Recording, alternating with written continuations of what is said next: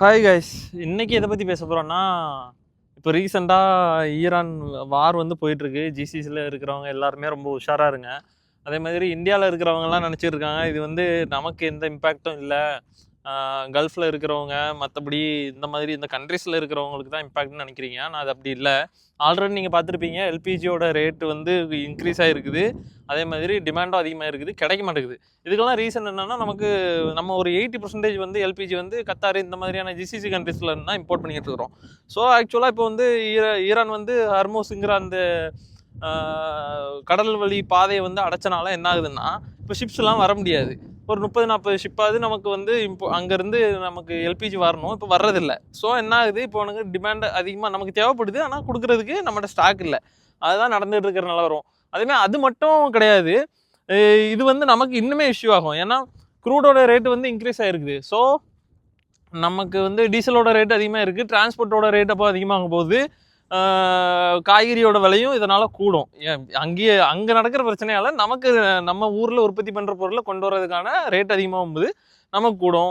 அதே மாதிரி ஃப்ளைட்டு வந்து ரூட்டு சேஞ்ச் பண்ணி போகிறனால இப்போ வந்து அந்த ஏர் ஸ்பேஸ் எல்லாம் க்ளோஸ் பண்ணி வச்சுருக்காங்க.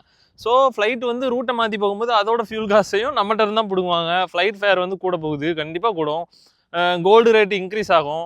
அதே மாதிரி ஷேர் மார்க்கெட்டில் வந்து கண்டிப்பாக ஒரு சின்ன டவுன்ஃபாலாவது இருக்கும். ஏன்னா இன்வெஸ்டர் எல்லாமே ஷேர்ஸ்லேருந்து காசை வெளியே எடுத்துக்கிட்டு கோல்டு, சில்வரு இந்த மாதிரியான அசட்டில் வந்து அதாவது வார்லேயும் அந்த ரேட்டு கம்மியாகாத மாதிரியான ப்ராமினெண்ட்டாக ஒரு இதில் வந்து போடுவாங்க. ஸோ அந்த மாதிரியான இம்பேக்ட் இருக்கும். இந்த மாதிரி சொல்லிக்கிட்டே போகலாம், பல விதமான இம்பேக்ட் நமக்கு இருக்கும் கண்டிப்பாக. அதே மாதிரி இந்தியன் கரன்சியோட ரேட் வந்து இன்னும் அடி வாங்குவோம், கண்டிப்பாக அடி வாங்குவோம். ஏன்னா இந்த வார் பிரச்சனை நடந்தாலே இதெல்லாம் நடக்க ஆரம்பிச்சிடும். இது வந்து எங்கே போய் முடிய போகுதுன்னு தெரியல. கண்டிப்பாக பார்ப்போம், சீக்கிரம் முடிஞ்சால் நல்லாயிருக்கும். பட்டு இன்னொரு விதத்தில் சொன்னால், இந்த அமெரிக்காக்காரனை அடிக்கிறதுக்கு இவன் தான் லாய்க்குங்கிற மாதிரி இவனை இன்னும் போட்டு பொழங்கடா, அவனே விட்டு கொடுத்தாலும் நீங்கள் இன்னும் இழுத்து போட்டு அடிங்கடான்னு சொல்கிற மாதிரி தான் இருக்குது. ஏன்னா அமெரிக்கான்ஸை பற்றி உங்களுக்கே தெரியும், அமெரிக்கா கண்ட்ரி எந்த மாதிரி எல்லாரையும் எப்படி டாமினேட் பண்ணி வச்சுருக்காங்கன்னு தெரியும். ஈவன் இந்தியா வந்து இப்போ டாலரில் வந்து நான் க்ரூடை வாங்க மாட்டேன்னு சொன்னால் கூட இந்தியாவே அடிக்கிறதுக்கு வாய்ப்பு இருக்குது. ஏன்னா அவனுங்க லாஜிக்கே அப்படி தான், எவன் நம்ம டாலரை யூஸ் பண்ணலையோ அவனெல்லாம் அடிப்பேங்கிற மாதிரி.